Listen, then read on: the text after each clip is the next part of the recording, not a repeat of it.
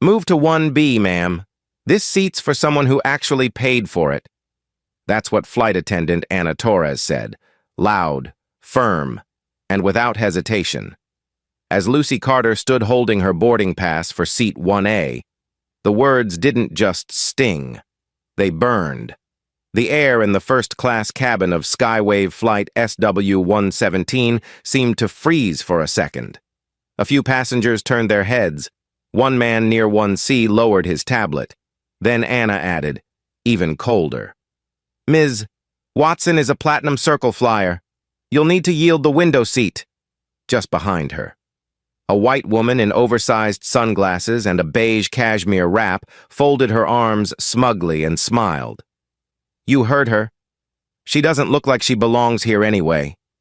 But before we dive into this 7-minute standoff that went viral and brought an airline to its knees, I want to know, where are you watching from?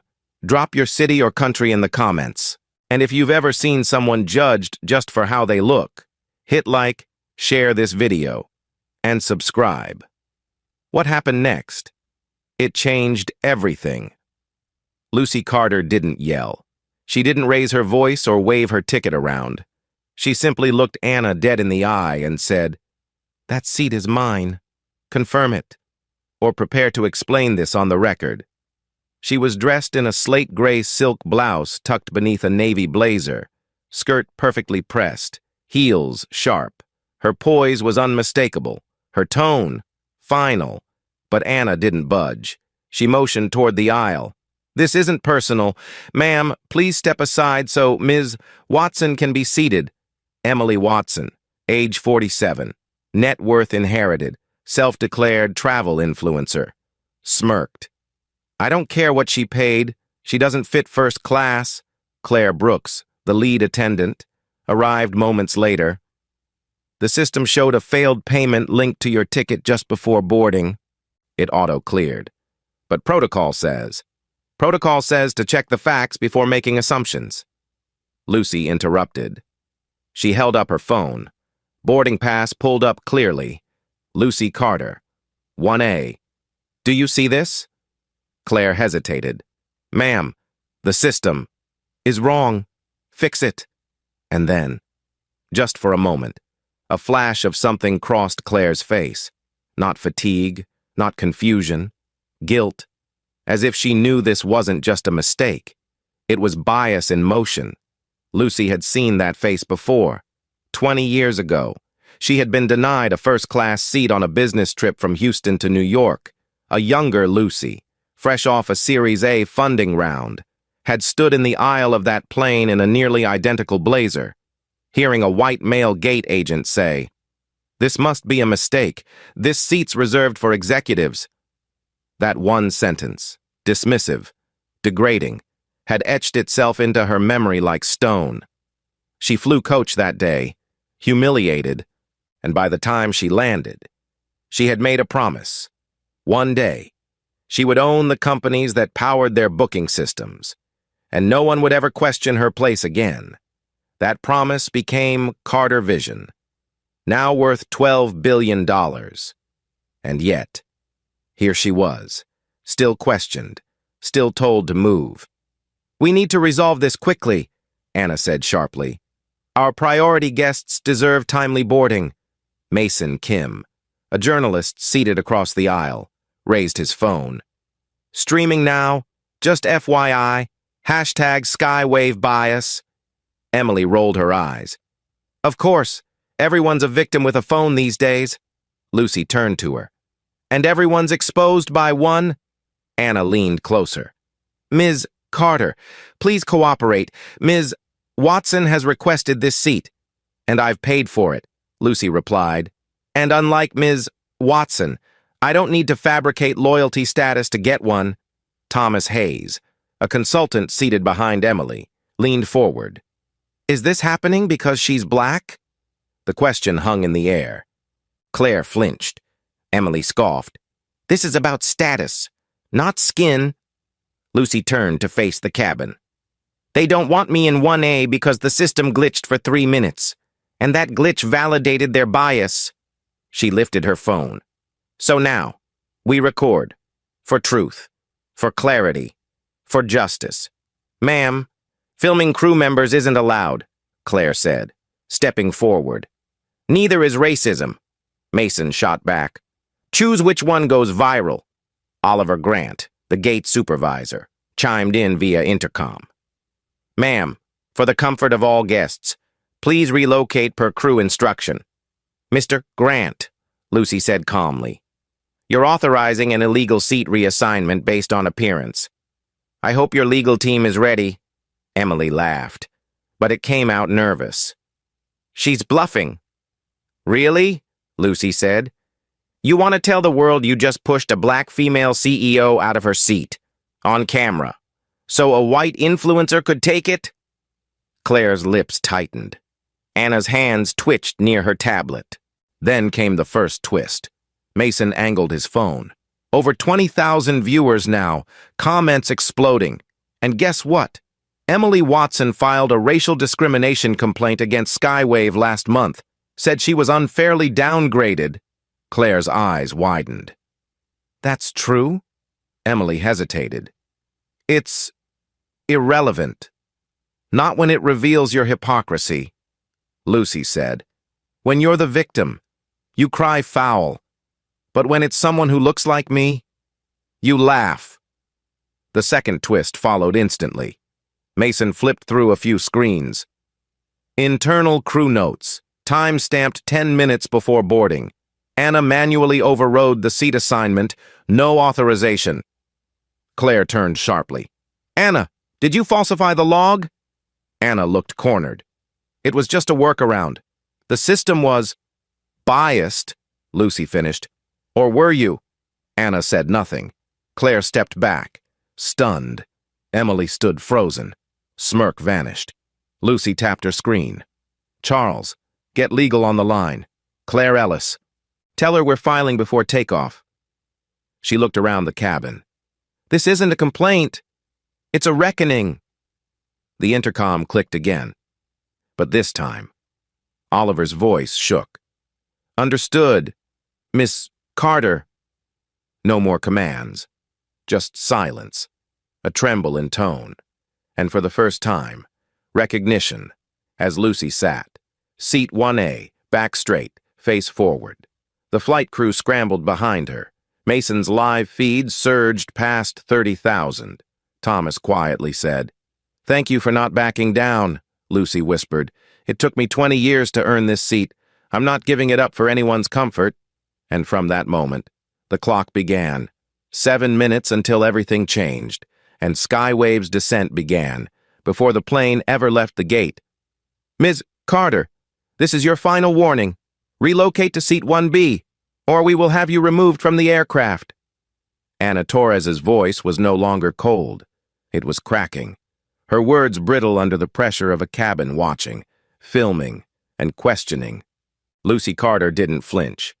Still seated in 1A, still dignified in her navy blazer and steel gray blouse. She placed her phone calmly on her tray table, recording everything. No, she said, her voice steady. This seat is mine, and if you touch me, Ms. Torres, I assure you, you'll be unemployed before this flight reaches altitude. The murmur in the first-class cabin thickened. Thomas Hayes sat forward, face tense. This isn't enforcement, it's punishment. Claire Brooks, the lead attendant, glanced nervously between Anna and Lucy. We don't want to escalate this further, she said, though the way she glanced at the growing live stream on Mason's phone said otherwise. Then de-escalate it, Thomas shot back. Verify her ticket, check the log, do your job properly. But they didn't. Not Anna. Not Claire. Instead, they doubled down. Security will be called, Anna said, stepping back toward the galley. Emily Watson, still standing smugly near the jump seat, rolled her eyes. Can we please just remove her already? I have a spa appointment at the Langham this afternoon. Lucy turned slowly toward her. And I have a meeting with CNN in 20 minutes. Would you like to be quoted? Emily paled slightly, then muttered something unintelligible. Claire stepped closer. Ms. Carter, the system doesn't reflect your status. The system glitched at 9:57, Lucy replied. You know it. You ignored it. And now you're protecting that failure because it aligns with your prejudice, Anna snapped. Stop twisting this into something it's not. Lucy's voice was low but fierce. Then stop making it exactly what it is. At that moment, Mason Kim lifted his phone higher. 33,000 live viewers. Hashtag Skywave Bias is now trending across 3 states. Claire flinched. Anna turned away, jaw tight. Oliver Grant's voice came through the intercom again. Cabin crew, please proceed with guest reassignment for compliance. Lucy raised her voice. Guest reassignment. Mr. Grant? That's a sanitized way of saying get the black woman out of first class, isn't it? The intercom clicked off. Silence. Then footsteps. Claire reached toward Lucy's boarding pass. We're asking you to step aside. You mean surrender, Lucy said. But I've done that before. Once. She leaned back, and for a moment, her eyes softened, not with fear, but memory. At 35, she was flying to London for a global funding summit. She had just made Forbes's 40 under 40 list, but the airline never knew. They saw her standing alone at the gate in slacks and natural hair, and when a white executive ran late, they bumped her from her first-class seat to economy without explanation. She didn't fight. She smiled, swallowed the insult, and sat behind the curtain, and for 6 hours, as champagne passed her by, she told herself never again. I've seen this play before, Lucy said now, eyes locked on Claire. I lived it. And this time, I'm rewriting the ending. Anna returned with a walkie-talkie. Or security is en route, Mason whispered. Lucy, keep speaking. The live stream's picking up steam. Thomas pulled out his phone. I'm filing a formal complaint with DOT. Now. Claire tried again. We can settle this quietly. Ms. Carter. Lucy shook her head. You already made it loud. Emily scoffed again. You people always make everything about race. Mason turned his phone to her. Say that again. I dare you. Emily stepped back. Claire glared at Mason. Sir, turn that off or exit the flight. No, Lucy said, standing now. He's staying, and so am I. Anna stepped between them. Ma'am, please comply. Or what? Lucy asked. You'll drag me down the aisle like United did to that doctor? Mason leaned forward. This is history now. People are watching, and they're choosing sides. Then came the next collapse. Claire's voice cracked. We never did the DEI training, she muttered under her breath, but loud enough for the front row to hear.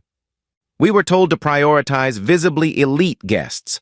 I didn't question it. Lucy blinked. You mean you assumed I wasn't elite because I'm not blonde? Claire looked away. Ashamed, phones captured everything. Thomas stood and addressed the row. You all saw that, right?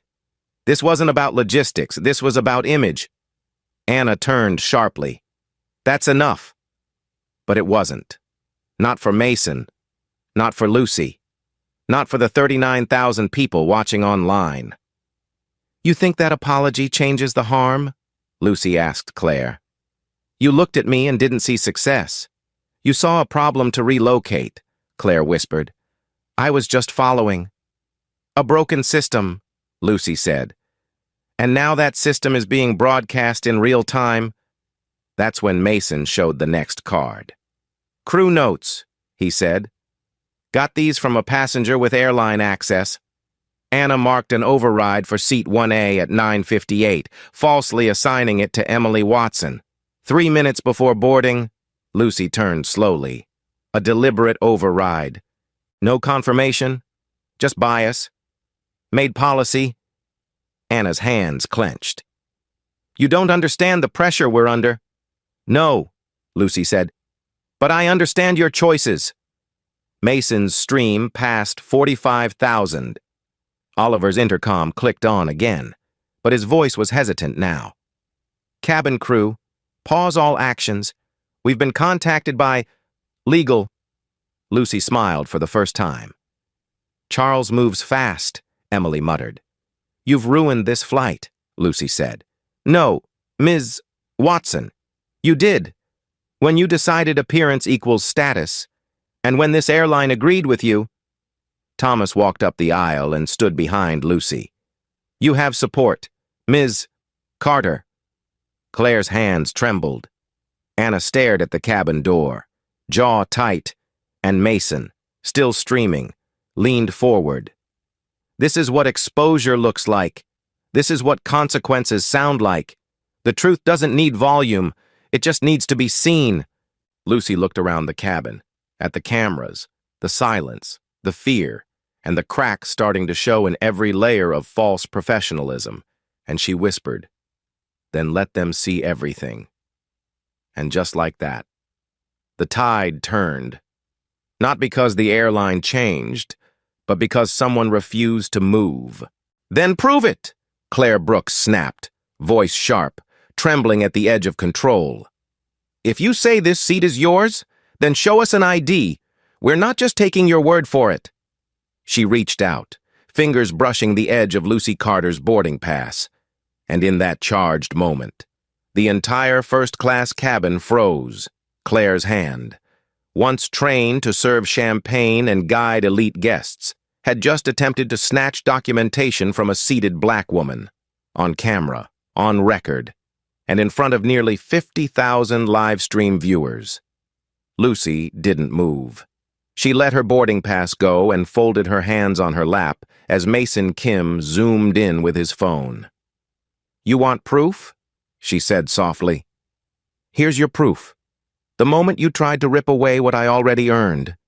That's all anyone needs to see." Anna Torres stood off to the side now, eyes darting between Claire and the cabin. "You're disrupting the safety of this flight," she muttered.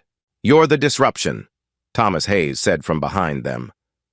"You turned a seating glitch into a public display of profiling." Oliver Grant's voice came through the intercom again, more strained this time. "For safety and order, the guest in 1A must be removed. Escort is needed." "There it is," Lucy said.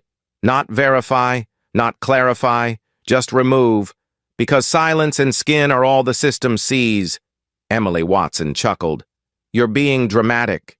This isn't about your race. It's about priority."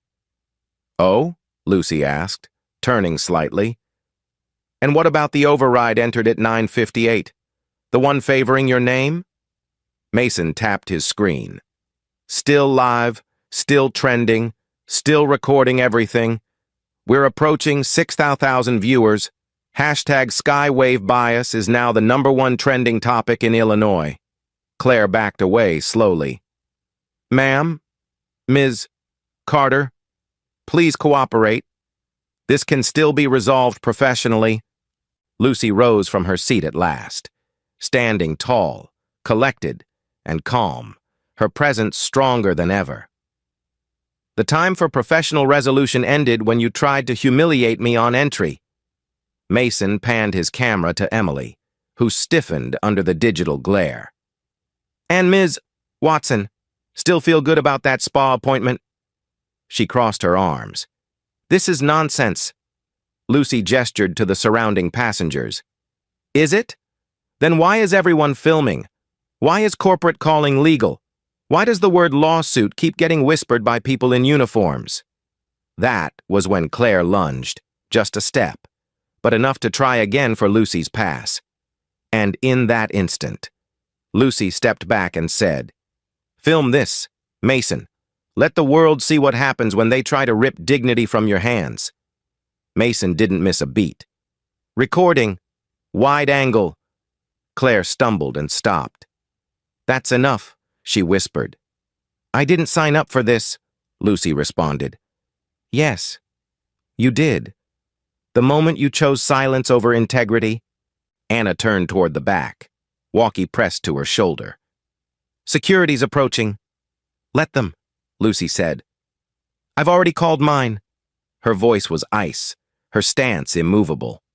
Then came a new voice, one that hadn't spoken yet. A young black woman seated in 3B, early 20s, clearly shaken, raised her phone and said, "Ms.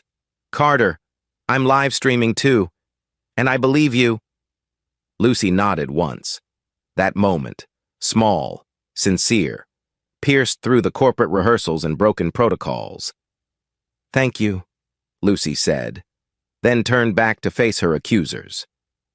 Claire opened her mouth, but before she could speak, Mason interrupted.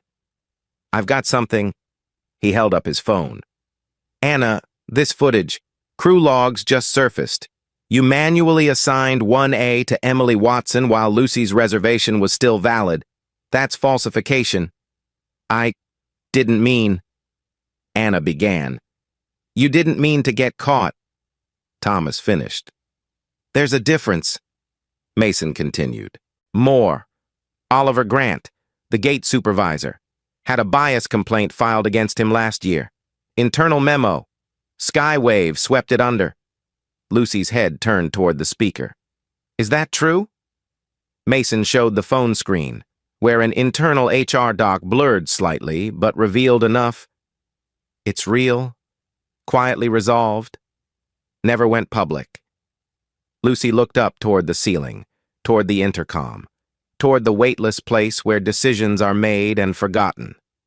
"So you've all done this before," she said. "You've just never done it to someone who could fight back in real time." At 40, Lucy had flown to Tokyo to sign a merger between Carter Vision and a global logistics firm. At check-in, wearing a hoodie and leggings after an overnight delay, she was told, politely, apologetically, that business class had been overbooked, and she had been moved to a middle seat near the rear of the plane. She didn't raise her voice. She didn't argue. She took the seat, endured the whispers, and signed the deal anyway. But she never forgot the sting of that dismissal. It haunted her in every boardroom since. And today, it had returned. Only this time, she wasn't silent. "I built this company," Lucy said now, her voice rising just enough to carry through the cabin. "Carter Vision supplies the infrastructure that allows Skywave to track elite status. I know every line of code that pushed your glitch, and I know when your people hide behind it to justify bias," Claire whispered. "You're Lucy Carter?" "Yes," she answered. "And this is your reckoning." The intercom stayed silent. Oliver was no longer giving instructions, just listening, trapped in the very system he helped protect. Emily's voice cracked. "You can't sue over this." Lucy turned to her. "Watch me." Thomas stepped forward. "And we'll testify," Mason added. 65,000 and rising. CNN just followed the stream." Phones vibrated. News apps buzzed. And then Anna's voice broke entirely. "I assigned 1A to the wrong person. I thought Miss Watson was the intended guest. I made a mistake." "No," Lucy said. "You made a choice," Claire whispered. "I don't know what to say," Lucy answered. "Then say nothing, because from this point forward, every word you speak is evidence." The silence that followed was heavier than shouting. Mason raised his phone for one final frame, capturing Lucy standing tall. Claire and Anna visibly shaken, Emily silent, Thomas beside her, and the cabin watching. "The world's watching," Mason said, "and it's about time they saw how people like Lucy Carter are treated, until they fight back." Lucy sat down again. 1A. Where she belonged. Where she always belonged. 7 minutes weren't over yet. But Skywave's reputation? It was already crashing. "ORD security is en route to the aircraft," Anna Torres muttered into her walkie, her voice now threadbare, eyes flicking toward the cabin door as if praying for rescue. Claire Brooks hovered behind her, arms crossed over her chest like a shield, her posture tighter with every breath. Oliver Grant's voice buzzed faintly through the intercom, but he no longer sounded like a man in charge. only one trying not to sink. And still, in seat 1A, Lucy Carter remained, seated, calm, powerful. The tension thickened like fog, every passenger's gaze trained on her, on the crew, on Mason Kim's live stream that had now passed 75,000 viewers and was being mirrored by multiple major outlets.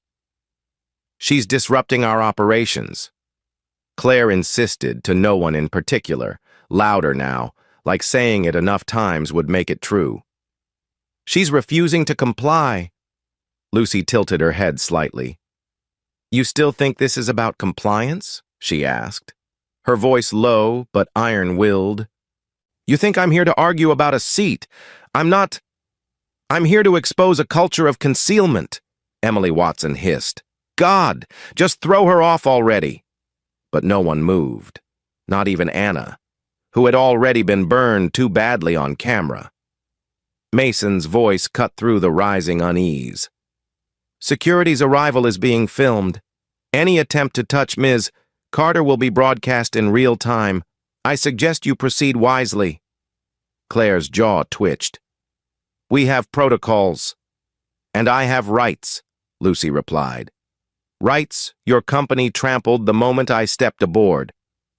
That's when Thomas Hayes stood again, stepping beside Lucy like a bodyguard who didn't need to be asked. "If they touch her, I walk.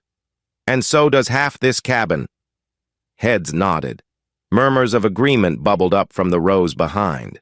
Claire glanced nervously at the growing solidarity. Mason turned his phone toward the crew. "Passengers are beginning to organize. You're outnumbered." Lucy reached for her phone and called Claire Ellis, her lawyer. "Claire, it's Lucy. File it. Immediate discrimination, harassment, and intentional humiliation." Claire's voice crackled faintly from the speaker. "Already drafting. I'll notify Media Council." "Make it public," Lucy added. "They want a spectacle? Give them one wrapped in liability." Claire Brooks took a slow step back. "You're escalating this beyond repair." "No," Lucy said. "You escalated when you decided who looked worthy of 1A. Anna, trying to regain composure, stepped forward again. "Ms. Carter, if you don't comply, we'll have no choice."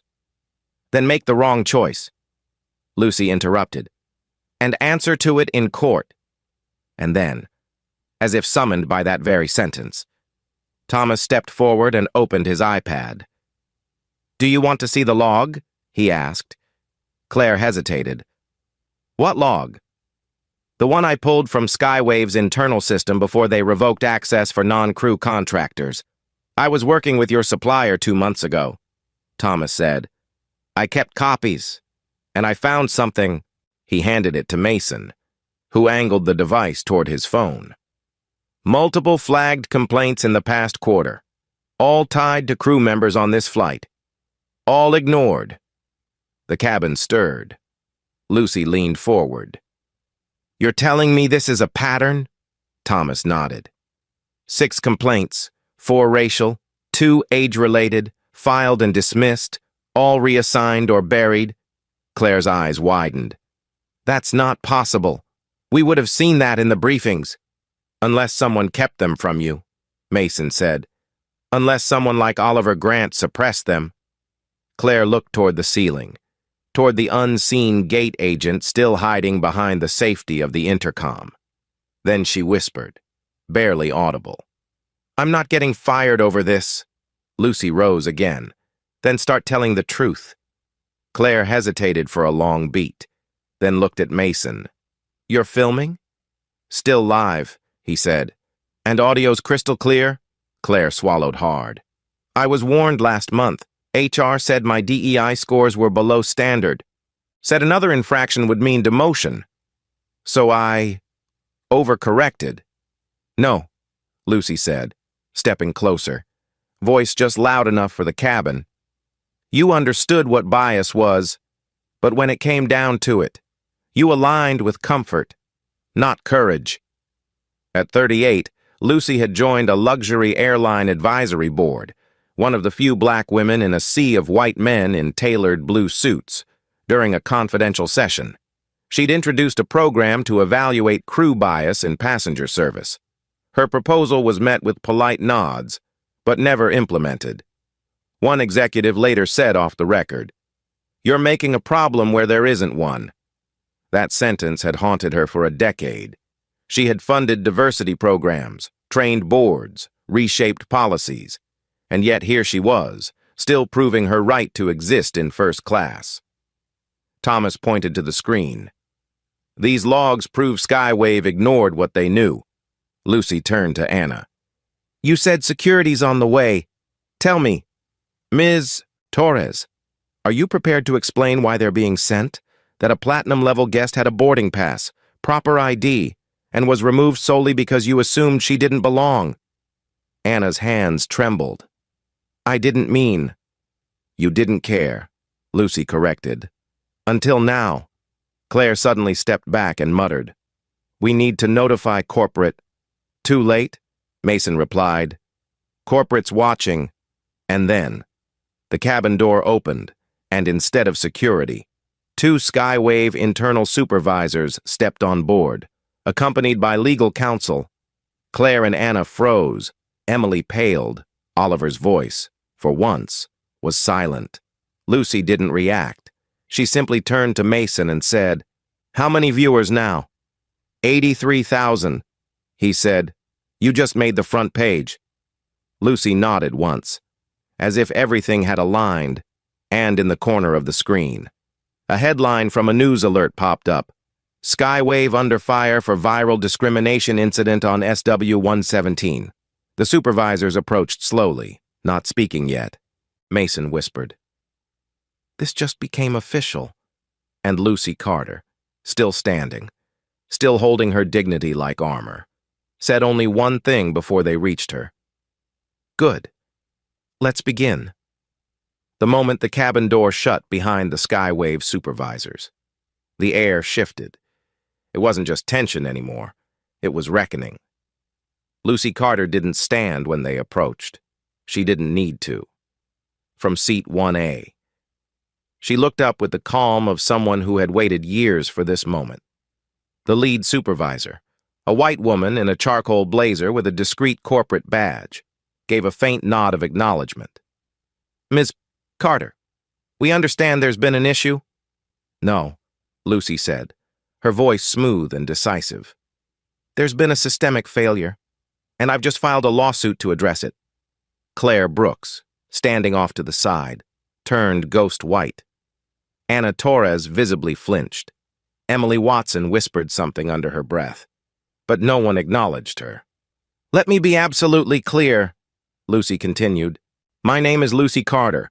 I'm the CEO of Carter Vision Investments and Technology. My company powers Skywave's loyalty analytics, reservation tools, and tier-level classification protocols, the same system your staff used to justify removing me from a seat I paid for." Claire Ellis's voice echoed through Lucy's phone on speaker. "We've filed in federal court, citing Title II of the Civil Rights Act, as well as aviation-specific consumer protections. Press statements are going out now." Mason Kim turned his phone to the legal counsel who had entered with the supervisors. "You're aware this is being live-streamed?" "We are," the supervisor said calmly. "And we'll respond appropriately." Lucy turned then, facing forward, addressing the cabin as if the aircraft had become her courtroom. "Effective immediately, by legal authority and contractual standing with Skywave Technologies, I am terminating Anna Torres, Claire Brooks, and Oliver Grant from their current operational positions. Emily Watson is hereby banned from Skywave Airlines for conduct unbecoming of elite status standards." Claire choked on her own breath. "You can't." "Yes," Lucy said flatly. "I can, and I have." Mason turned his phone to capture Anna's stunned silence. Oliver's voice had not returned since his last intercom instruction. And Emily finally dropped the smug expression and looked, for the first time, uncertain. I didn't do anything illegal, she stammered. Lucy nodded. Correct. You did something worse. You enabled it.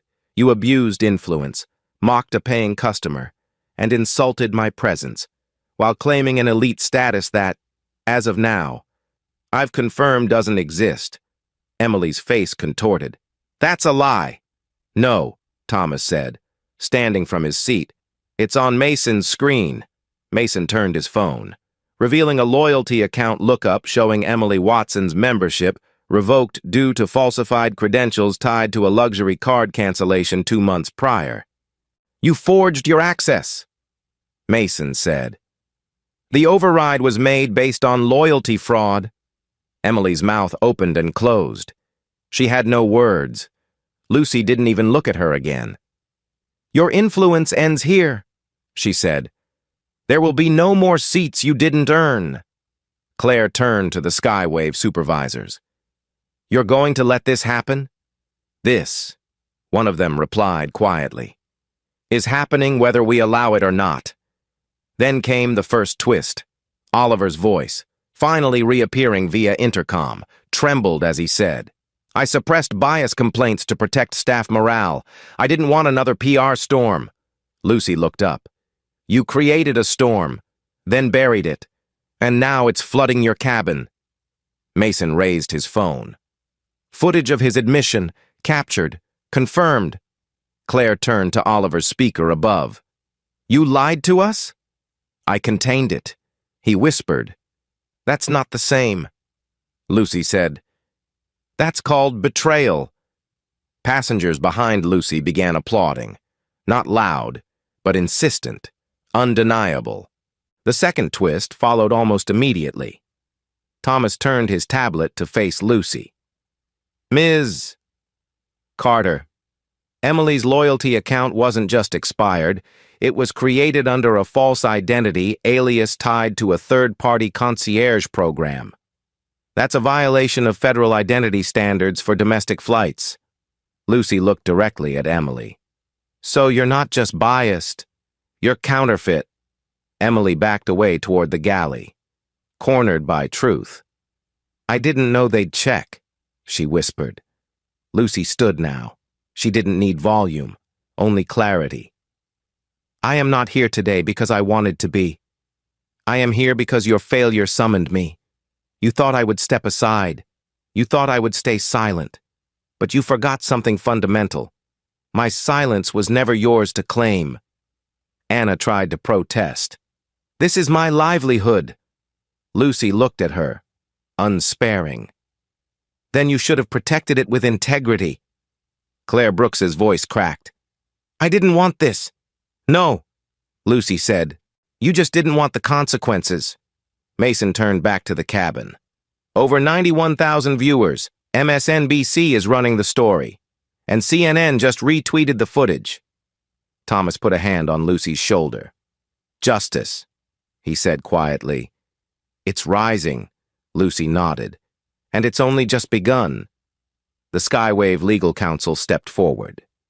Ms. Carter, we'll be issuing statements and facilitating transition. Do you wish to remain aboard this flight? Lucy paused, then sat back in 1A and said, I've waited years for this seat. I'm not leaving now. And as the cabin quieted, passengers applauded again, louder this time, not just for Lucy's presence, but for the end of something rotten and the beginning of something reckoned.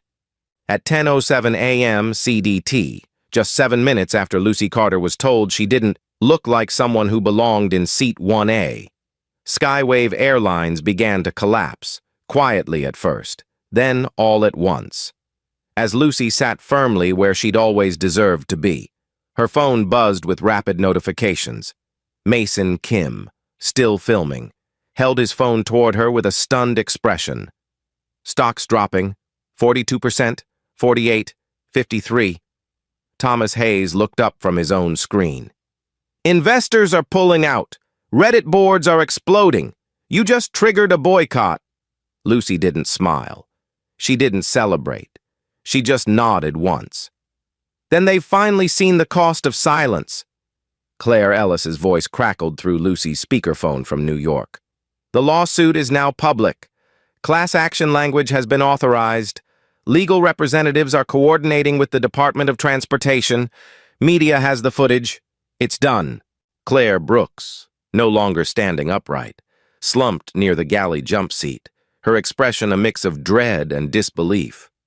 Anna Torres leaned against the bulkhead, defeated, and Emily Watson, stripped of her fraudulent status, sat with her back against the wall, watching it all fall apart in real time. Skywave has declared emergency bankruptcy proceedings. Mason read aloud from his screen. Trading halted. The supervisor from corporate stepped toward Lucy and whispered, We didn't know this would go this far. Lucy's eyes narrowed. That's because you underestimated how far bias goes when it's hidden behind smiles and policy. You built a system that protected the comfortable and punished the credible. And now that system is falling. Mason turned his phone outward. 102,000 viewers, all watching the death of an airline in real time. Lucy rose again, calmly adjusting her blazer. As of this moment, by contractual authority and the filed suit, I am terminating the employment of Anna Torres, Claire Brooks, and Oliver Grant for cause, citing misconduct and discriminatory action in direct violation of corporate DEI protocols. Anna tried to speak but choked on her own breath. Please. I didn't mean. You meant to get away with it, Lucy replied, not unkindly, but with finality. And that's worse. Claire said nothing. She just closed her eyes. Emily shifted uncomfortably but stayed silent, as if realizing the less she said, the longer she might survive the fallout. Then came the next twist. Mason looked up from his tablet, face grim. Lucy, I found something in the logs, a memo Anna submitted 2 weeks ago. It outlined a plan to flag or adjust complaints related to DEI violations to avoid corporate review. 8 logs were falsified, including at least 3 from black passengers. Gasps erupted from the passengers nearby. Lucy took Mason's device and read it silently, then turned toward Anna. You didn't just act on bias. You built a strategy around hiding it. Anna's eyes welled up, but she didn't argue. She knew it was over. Mason, Lucy said, handing him back the tablet. Post it. Let them see it all. Already on X, he replied. Footage, logs, full trail. Hashtag Skywave collapse is now trending worldwide. The second twist came moments later. Claire Ellis sent a final file directly to Lucy's phone. Lucy opened it, scanned quickly, then turned to the Skywave supervisor. Your CEO, she said, has received over 50 internal warnings from whistleblowers about racial and gender-based profiling over the past year. Everyone was dismissed without follow-up. The supervisor didn't argue. He just looked down at his shoes. Then this, Lucy continued, isn't a surprise. It's a consequence. Thomas stepped beside her again. They won't just lose the company. They'll lose public trust for years. Lucy nodded. And that's what real accountability looks like. Around them. The cabin remained hushed. Passengers checked headlines on their phones. Others recorded quiet commentary, while a few simply stared at Lucy as if watching history reshape itself in real time. Mason held up his phone once more. CNBC just posted the headline, CEO fires crew mid-flight as Skywave crashes into bankruptcy. Lucy adjusted her sleeves, composed and clear. Let this be the moment where silence ended. Let it be the moment where equity stopped being optional, Thomas murmured. It already is. And as Skywave's stock evaporated across every financial feed, Lucy Carter stood not just as the woman they tried to remove, but as the woman who brought an empire of bias to its knees with nothing but truth, resolve, and a seat she refused to surrender. As Lucy Carter remained seated in 1A, The cabin transformed into a quiet courtroom of truth, justice, and reckoning. Anna Torres, Claire Brooks, and Oliver Grant had all been dismissed. Legally, publicly, and irreversibly, Emily Watson, once smug and untouchable, now sat alone, stripped of status and silenced by the weight of her own deception. The Skywave supervisors offered no defense. They simply watched. Mason Kim checked his feed again. Hashtag Skywave collapse has topped 2 million mentions. FAA regulators are now involved. DOJ's Civil Rights Division just followed the footage. You didn't just take down a flight. Lucy, you're rewriting the airline industry.